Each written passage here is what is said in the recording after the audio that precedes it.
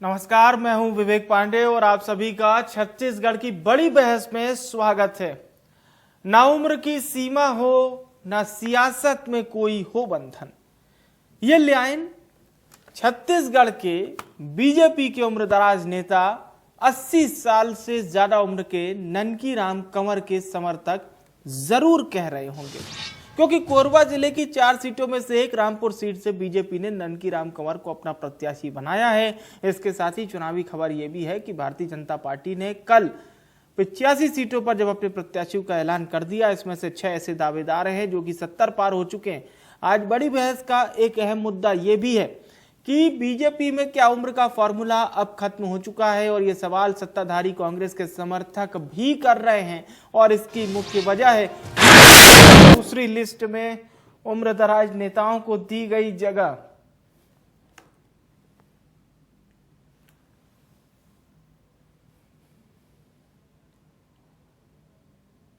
तो रामपुर से 80 साल के ननकी राम कंवर प्रत्याशी बनाए गए हैं। रामपुर जो कि एससी आरक्षित सीट है।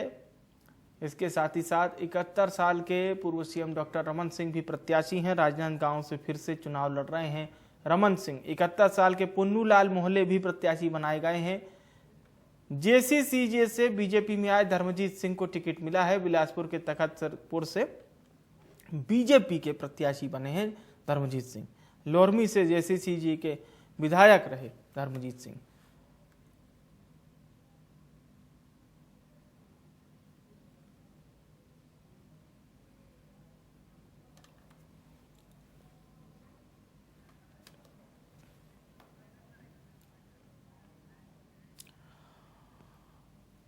और वहीं सत्ताधारी कांग्रेस की अभी पहली लिस्ट जारी नहीं हुई है, फिर भी कांग्रेस के कुनबे में भी काफी उम्रदराज नेता हैं। प्रदेश के गृह मंत्री हैं ताम्रध्वज साहू, जिनकी उम्र है 74 साल।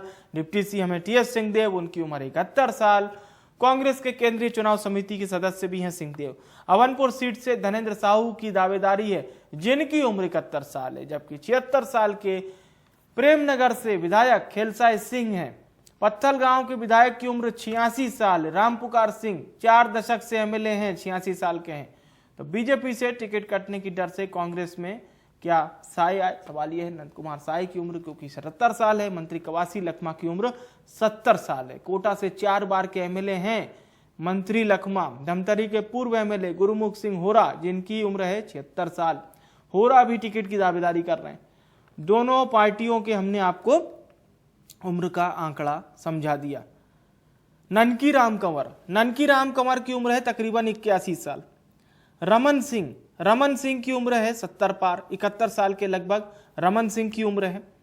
और ये हमने आपको देखिए उम्र के दायरे अब समझाए, और दायरे हम आपको समझाते हैं। चलिए अब समझने की कोशिश करते हैं। बात हो गई, पहले हमने आपको बीजेपी वैसे बता चुका है, लेकिन बीजेपी को एक बार और फिर से सुन लीजिए आप। भारतीय जनता पार्टी में ननकी राम कंवर पर हम चर्चा कर रहे हैं। 80 साल से ज्यादा उनकी उम्र है। ननकी राम कंवर की 80 साल से ज्यादा उम्र है। 71 साल के हैं पूर्व सीएम रमन सिंह। 71 साल के हैं पुन्नू लाल मोहल्ले। जेसीसीजी से बीजेपी में आए धर्मजीत सिंह, इन्हें भी प्रत्याशी बनाया गया है। इनकी भी अगर हम उम्र की बात करते हैं धर्मजीत सिंह की, तो धर्मजीत सिंह की उम्र भी, वो भी उम्रदराज नेता हैं। और ये बात हुई बीजेपी और कांग्रेस दोनों ही उम्मीदवारों के उम्र को लेकर, जो इस समय आपके स्क्रीन पर भी लगातार फ्लैश होता जा रहा है। और चलिए अब हम समझने की कोशिश करते हैं आज की चर्चा में कि आखिर ये जो उम्रदराज नेताओं की जो चर्चा ज्यादा हो रही है, इसको दोनों पार्टी के नेता किस तौर पर देखते हैं। और साथ ही साथ ये भी समझने की कोशिश करेंगे कि वरिष्ठता के आधार पर क्या पैमाना पूरी तरह से तय कर लिया गया है, या दोनों पार्टियों को इस बात का कोई फर्क नहीं पड़ता कि उनकी पार्टी के नेताओं की आखिर उम्र कितनी है। उन्हें कोई फर्क नहीं पड़ता, इस बात से कोई फर्क नहीं पड़ता उनकी उम्र 70 साल है, 75 साल है, 80 साल है, या 85 साल है, या 88 साल है। हमें कोई फर्क नहीं पड़ता। और चलिए अब हम आपको सुनवाते हैं नेताओं के बयान, उसे सुनते हैं, फिर आज की चर्चा को शुरू करते हैं। जो भी मुख्यमंत्री बनेगा मेरे से छोटा बनेगा, उम्र में छोटा बनेगा। शायद हो सकता है योग्यता में तो नहीं कह सकता, लेकिन उम्र में तो जरूर छोटा बनेगा। ये मुख्यमंत्री मेरे चाहने नहीं चाहने से हो सकता है ना हो, लेकिन हर आदमी आगे बढ़ना चाहता है। भाई ना उनके लिए एज क्राइटेरिया है, ना ही परिवारवाद का है। रमन सिंह और उसके भांजा अगल बगल की सीट में लड़ रहे हैं, ठीक है। बलीराम कश्यप के लड़के के यहाँ दिया गया है, और उसी प्रकार से जुदेव परिवार को देख लीजिए, बहू भी मिला है, एक बेटे को मिला है और उसकी छोटी बहू को भी मिला है। फिर सुनीति राठिया शायद उसको भी मिला है क्या, वो भी परिवारवाद है। तो कम से कम आधा दर्जन से ऊपर तो परिवारवाद का है। और ये लोग कहते रहे कि सब नया देंगे, लेकिन चला है तो रमन सिंह का, रमन सिंह की चल रहा है, दूसरे किसी को नहीं चल रहा है।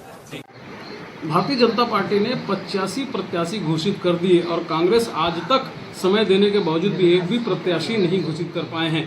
संभावित हार को देखकर मुख्यमंत्री भूपेश बघेल बौरा गए हैं और वो भारतीय जनता पार्टी के बारे में अनर्गल बयान दे रहे हैं। भूपेश बघेल जी 70 साल के ऊपर सवाल उठा रहे हैं, तो कहीं इशारों में वे ये तो नहीं बता रहे हैं कि 70 साल से ऊपर के टी.एस. सिंहदेव जी, ताम्रध्वज साहू जी और धनेन्द्र साहू जी को टिकट नहीं देना चाहते हैं।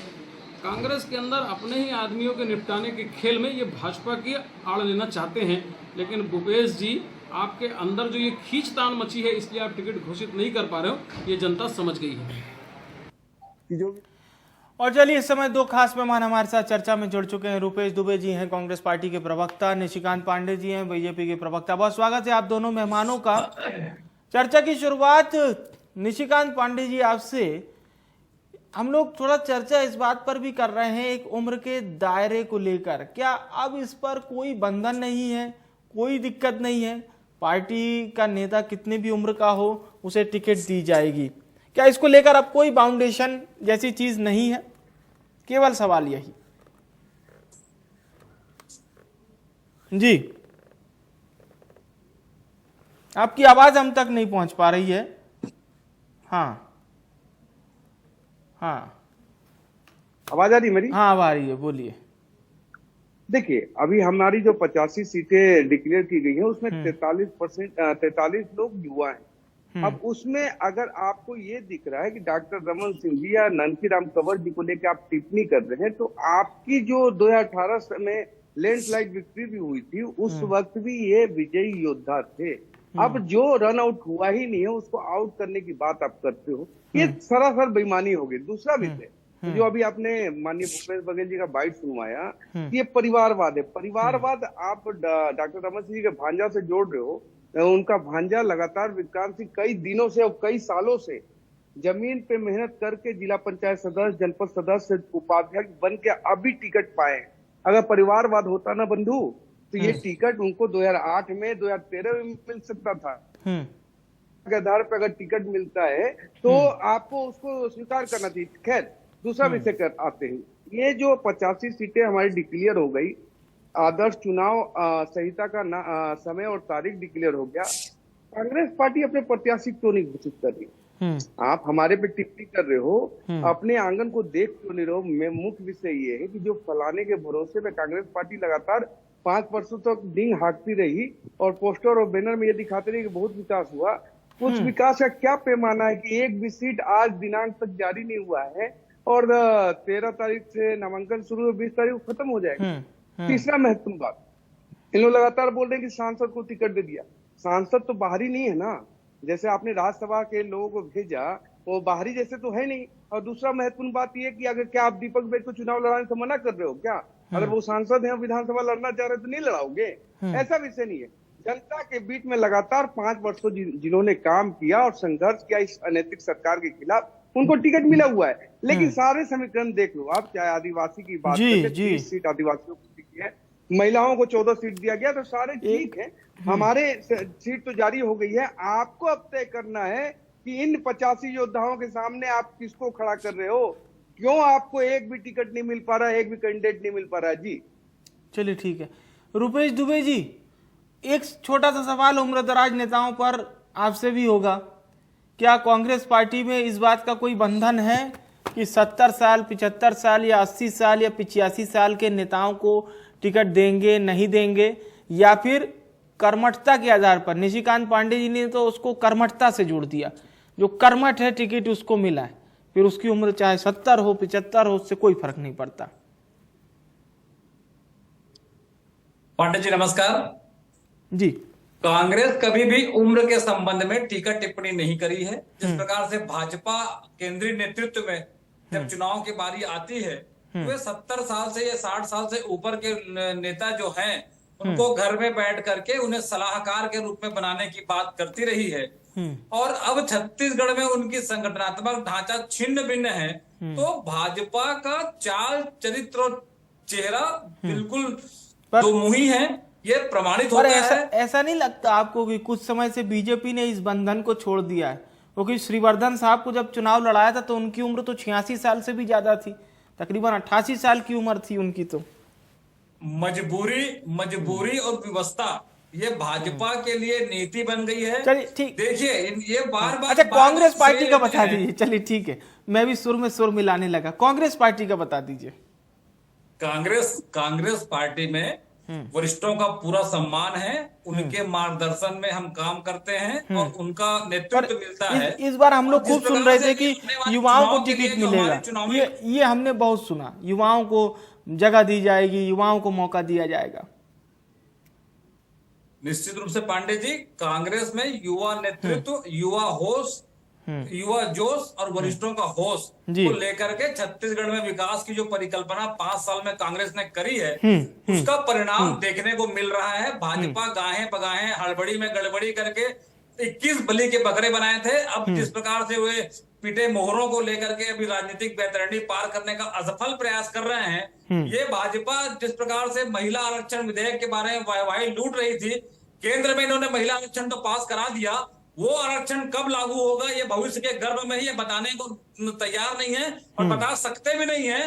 यदि इनमें थोड़ी भी नैतिकता होती तो छत्तीसगढ़ के चुनाव में ये जो विधानसभा चुनाव हो रहे हैं उसमें कम से कम 33% महिलाओं को टिकट दे करके अपने महिला नारी शक्ति वंदन जो विधेयक पास किए हैं, उसके लिए थोड़ा बहुत तो संकल्पित मन को अपने प्रदर्शित करते। लेकिन भाजपा का कथनी और करनी और इनके पास नेतृत्व का संकट है। युवाओं को महत्व तो देना नहीं चाहते, महिलाओं को महत्व तो देना नहीं चाहते, सिर्फ और सिर्फ अपने राजनीतिक स्वार्थ के लिए अपने पुराने चिरपरिचित लोग हैं। और चूंकि वहां गुटबाजी चरम पर है, जिस प्रकार से पार्टी की जो मीटिंग होती है, पार्टी की मीटिंग की सूची वायरल होकर के बाहर आती है, ये भाजपा का लचर संगठनात्मक ढांचा है। और जिस प्रकार से छत्तीसगढ़ में भाजपा वाले पहले ही हार मान चुके हैं, छत्तीसगढ़ में केंद्रीय नेतृत्व के भरोसे चुनाव लड़ने का ये असफल प्रयास कर रहे हैं। और तो और ये युवाओं को बना देकर के अपने सांसदों को भी चुनाव लड़ा करके जो युवा उनके भाजपा के जो है कर्मठ हैं, उनका गला घोट रहे हैं, महिलाओं का गला घोट रहे हैं अपने राजनीतिक स्वार्थ के लिए। निशिकांत जी से ये जान रहे हैं भाई चुनाव तो जीतना नहीं है। भूपेश बघेल के नेतृत्व में कांग्रेस की सरकार है, दीपक बैज के नेतृत्व में कांग्रेस का मजबूत संगठन है, उसके सामने टिक नहीं पाएंगे। चलिए ये आपने पीछे हो रहे हैं। अहम चीज पूछ ली है, क्या निशिकांत जी वाकई में ऐसा है? पहले ही हथियार डाल दिए हैं बीजेपी ने, कांग्रेस कह रही है साहब चुनाव तो हम ही जीतेंगे, फॉर्मेलिटी हो रही है अब तो ऐसा लग रहा है। चीजें छोटी लगती है दूर से और गरूर से, तो ये गुरूर में ऐसी बातें कर रहे हैं। अभी हमारे मित्र ने कहा कि बलि का बकरा, 21 लोग हमारे उम्मीदवार को बलि का बकरा बोल रहे हैं। मैं आपके माध्यम से इनसे पूछता हूँ, अली का मुर्गा कहाँ है? एक भी तो बता दो। आपके अली का एक भी मुर्गा क्यों काँव नहीं कर रहा है? तीसरा महत्वपूर्ण बात, इन्होंने कहा उम्र की बात। श्रीमती सोनिया गांधी 86 की उम्र में इस्तीफा देती है, वो बोलती है कि मेरी उम्र हो गई है 76 की उम्र में, और 80 साल के खड़गे जी को राष्ट्रीय अध्यक्ष बना देता है। ये है इनकी बात। क्या है, एक व्यक्ति बोलता है मेरी उम्र हो गई है और अपने से बड़े लोगों को वो देते हैं। उसके बाद खड़गे जी क्या बोलते हैं कि हम राहुल गांधी और सोनिया गांधी की अनुकंपा पे राष्ट्रीय अध्यक्ष बने। एक बात। अब ये बोल रहे हैं कि श्रीमान भूपेश बघेल जी के नेतृत्व में हम चुनाव लड़ रहे थे। ये कुमारी शैलजा क्या बोल रहे हैं कि सामूहिक नेतृत्व पे चुनाव लड़ रहे हैं? ये क्यों बोल रहे हैं, ये समझ में नहीं आया मुझे। तो ये सारी विषय है। और रही बात आपने की ये प्रदेश का चुनाव 2018 और 23 के बीच में अंतर क्या है? 2018 और 23 में बहुत अंतर है। 3 बार की हमारी सरकार थी, एंटी इनकम्बेंसी था और इनके बहुत बड़े बड़े बड़े घोषणा पत्र थे। अब मैं आपसे पूछता हूँ, 36 वादे हैं, लगातार इनके बड़े बड़े नेता भी उस पर टीका टिप्पणी किए हैं कि पूरे नहीं हुए, अधूरे हैं।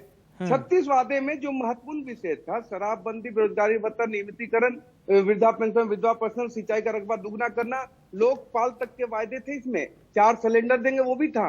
अब मैं आपके माध्यम से अपने मित्र से पूछना चाहता हूँ, भाई साहब, जिन महिलाओं ने बढ़ चढ़ के आपको शानदार लैंडस्लाइड विक्ट्री दी थी, उसका कारण सिर्फ शराबबंदी था। आज जब आप उन महिलाओं के बीच में जाएंगे तो क्या उनकी सुरक्षा की तो बात नहीं कर पा रहे। आपकी विधायिका पे जानलेवा हमला हो जाता है और आपका विधायक कहता है कि थाने और की पोस्टिंग और उसकी नीलामी की जा रही है। तो ये तो आपका कदाचार और सदाचार है भाई साहब। और रही बात भ्रष्टाचार की, तो भ्रष्टाचार के आखंड में आप लोग डूबे हुए हो। युवा निर्वस्त हो गया। पीएससी में परिवारवाद, एक परिवार का 6 बच्चे सेलेक्ट हो जाते हैं, बाकी हमारे प्रदेश के परिवार के जो गरीब परिस्थिति के लोग हैं, जिन्होंने मेहनत करके यहाँ तक पहुंचा, उनका नाम नहीं आया। अब जब हाई कोर्ट लताड़ लगा रही है इनको, तो ये बताते हैं भाजपा की साजिश है, भाजपा सबूत ला के दे तो हम कार्रवाई करेंगे। ये बिना सबूत के हाई कोर्ट आपको लताड़ लगा रही थी। तो बात यह है कि चाहे ईडी कार्रवाई हो, चाहे हाई कोर्ट का निर्णय हो, सब पे ये बायस होकर काम कर रहे, क्योंकि ये सारा जो फंड मैनेजमेंट और कलेक्शन हुआ है प्रदेश के कलेक्शन। अच्छा, आप एक बात बताइए, 10 सेकंड लूंगा, सुनिए तो एक बात बताइए ना कि अगर ठीक है, आपकी बात सहर्ष इस डिबेट पर, तो हम आपकी भी बात सुन रहे हैं, रुपेश साहब की बात सुन रहे हैं। मेरा एक छोटा सा सवाल निशिकांत जी ये रहेगा, बीजेपी सत्ता वापसी की पूरी जद्दोजहद में लगी हुई है, बीजेपी को लीड करने वाला नेता कौन है? क्या हर बार आप लोग क्या हर बार दिल्ली की ओर देखेंगे, या वहां से कोई नेता मिसिल बजाएगा फिर थोड़ा सा हम तैयार होंगे? एक कोई नेता बताइए जिसके कहने पर सब एकजुट हो जाएं और जो गुटबाजी के आरोप लगते हैं वो गुटबाजी भी शिथिल हो जाए। एक नेता, अगर डॉक्टर साहब वो नेता हैं तो उनका भी नाम आप ले सकते हैं। नहीं पांडे जी, मैं स्पष्ट करता हूँ आपके समझ। देखिए, थोड़ा तो हम जानना चाहेंगे ना। हम यही सवाल कांग्रेस से पूछेंगे तो वो हो सकता है कुछ ना कुछ जवाब जरूर दें। मैं बता रहा हूँ आपको, एलोबरेट करके बता रहा हूँ, आपको वो अच्छा भी लगेगा। देखिए, चुनाव जो है संगठन लड़ता है, सत्ता नहीं लड़ती। संगठन का नेतृत्व करता प्रदेश अध्यक्ष होता है। नहीं सर, लेकिन फिर भी एक चेहरा चाहिए रहता है। जनता चेहरे को पहचानती है। मैं बता रहा हूँ, वही चेहरे हैं। आप देखिए ना, 15 साल अगर रमन सिंह जी चेहरा थे, सर्वे सर्वा थे, सब कुछ थे, तो ये छोटा सा सवाल तो हम लोग भी पूछेंगे ना।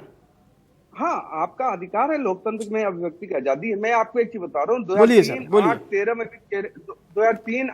में भी चेहरे नहीं थे। हाँ, डॉक्टर रमन सिंह जी मुख्यमंत्री थे, लेकिन संगठन चुनाव में गया था। संगठन में हर समय छत्तीसगढ़ के नाम पर जो थे वो रमन सिंह ही थे, उन्हीं का फैसला होता था। आपकी ठीक है, लेकिन चेहरा नहीं थे वो। अच्छा। वो मुख्यमंत्री थे, लेकिन संगठन चुनाव लड़ रहा था प्रदेश अध्यक्ष के नेतृत्व। 15 साल जो मुख्यमंत्री आपके रहे वो चेहरा नहीं थे। अब ये क्या जवाब है?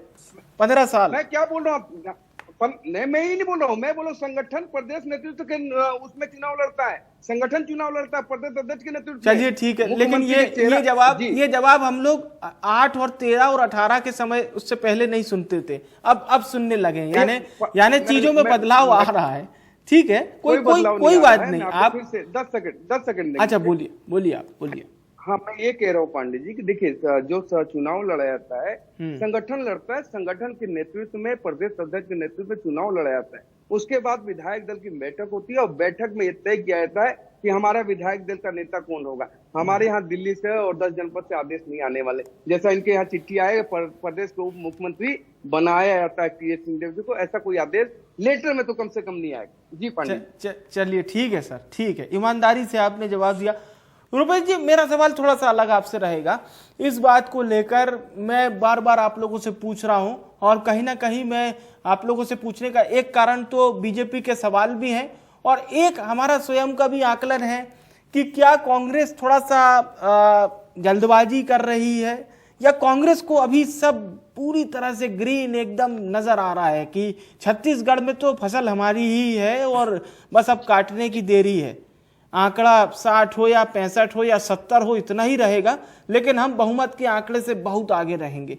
ये पहले से आप लोग मान चुके हैं? पांडे जी, कांग्रेस ने जनता की सेवा करी है, जनता के सेवा के भरोसे, अपनी योजनाओं के भरोसे, किसानों के लिए, युवाओं के लिए, महिलाओं के लिए, शासकीय कर्मचारियों के लिए योजनाएं लागू करके उन्हें लाभ पहुंचाई है। हम कहीं भी अति आत्मविश्वास में नहीं है। नहीं, लेकिन आप लोग आंकड़े तो ऐसे ही बता रहे हैं ना, 70 पार, 75 पार, 80 पार, मतलब ये आंकड़े पहले ही क्लियर कर दिया आपने। 90 विधानसभा क्षेत्र तो हैं हमारे छत्तीसगढ़ में, अब 75 आप जीत लेंगे, बचे 15, और पार्टियां 3 हैं, और अब आम आदमी पार्टी भी आ गई, निर्दलीय भी हैं।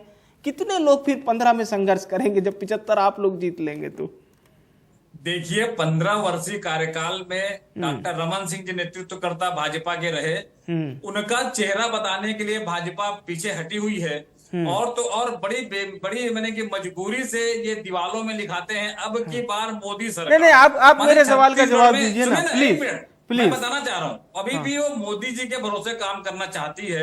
इनका मैं ये बात इसलिए कह रहा हूँ, मैं ये बात इसलिए कह रहा हूँ आदरणीय, क्योंकि राजस्थान में भी आपकी सरकार है। राजस्थान में भूपेश बघेल, माफ कीजिए, गहलोत साहब ये नहीं कहते राजस्थान में कि हम इतनी सीट ले आएंगे। वो ये अभी भी कह रहे हैं कि जनता के आशीर्वाद से हमारी सरकार रिपीट होगी, और कार्यकर्ताओं को कह रहे हैं कि अगर आप लोग 18 जैसी मेहनत फिर से करेंगे तो हम लोग फिर वापसी कर सकते हैं। पर छत्तीसगढ़ इतना, मतलब जी बोलिए पांडे जी, हम एक टारगेट लेके चल रहे हैं जी। अब की बार 75 पार हमारा संकल्प है। और उस संकल्प को लेकर के हम बूथों में गए हैं, सेक्टर में गए हैं, जोन में गए हैं, संकल्प शिविर कर रहे हैं, संभाग स्तरीय सम्मेलन कराए हैं। और एक विजन लेकर के जब कोई कार्य किया जाता है, अच्छे मन से कार्य किया जाता है, तो निश्चित रूप से वो संकल्प पूरा होता है। हम लोगों ने, हमारे कप्तान भूपेश बघेल जी हैं जी, और शैलजा जी हैं जी, और हमारे शीर्ष जितने भी नेतृत्व छत्तीसगढ़ में, दीपक बैज जी के नेतृत्व में संगठन है, सभी ने संकल्पित मन से 75 पार का जो संकल्प लिया है, उस संकल्प को पूरा करने के लिए कांग्रेस का शीर्ष नेतृत्व छत्तीसगढ़ से लेकर के सामान्य जो कार्यकर्ता, जो बूथ स्तर का, जो हमारा रीढ़ की हड्डी का जो मजबूत नेतृत्व करता है, सभी लोगों ने संकल्पित मन से कार्य किया है। और हमने 75 पार का आंकड़ा अति आत्मविश्वास में नहीं, जबकि हम संकल्प लिए हैं। चलिए, आप लोगों को लगता है कि जनता के बीच में कायम है, इसलिए हमें कह रहे हैं कि अब की बात 75 पार। चलिए, योजनाओं के बलबूते आप लोग इस बात का दावा कर रहे हैं। निशिकांत जी, आप कुछ कहना चाह रहे थे, बोलिए, समय कम है, बोलिए जी। ये जो बार बार संकल्प की बात करें, संकल्प तो लिए थे हाथ में गंगा जल लेके कि सभी वायदे पूरे करेंगे, वो संकल्प तो पूरा हुआ नहीं। महिलाएं लगना भी चाहिए। चलिए, कम शब्दों में बोलिए निशिकांत जी, समय खत्म हो रहा है। वही बात बोला, प्रदेश की जनता त्राहिमाम करे, युवा निर्वस्त है, कर्मचारी आंदोलित है। ठीक है, लगभग जवाब वही है। बहुत बहुत शुक्रिया करूंगा मैं रुपेश दुबे जी आपका, निशिकांत पांडे जी आपका, आप दोनों मेहमानों का धन्यवाद हमारे साथ चर्चा में जुड़ने के लिए। आज की हमारी चर्चा का प्रमुख विषय था उम्र। लेकिन देखिए ना, सियासी जो नेता होते हैं कहते हैं कि साहब जब उम्र जैसे जैसे जैसे जैसे बढ़ती जाती है, शारीरिक उम्र और अनुभव जैसे जैसे बढ़ता जाता है, तो फिर एक अच्छे सियासी नेता की समझ लीजिए कि जन्म भी होता है, और न केवल उसका जनता से कन्वर्सेशन बहुत शानदार होता है, बल्कि साथ ही साथ वो पार्टी की हर रीति नीति को समझ भी सकता है और समझा भी सकता है। ये बात है सियासी नेताओं की, इन्हें उम्र का कोई बंधन नहीं है। फिलहाल तो छत्तीसगढ़ में ऐसा दिखाई भी नहीं दे रहा है, और नेता भी इस बात को बहुत अच्छे से अपने कंफर्ट जोन के हिसाब से कह भी रहे हैं।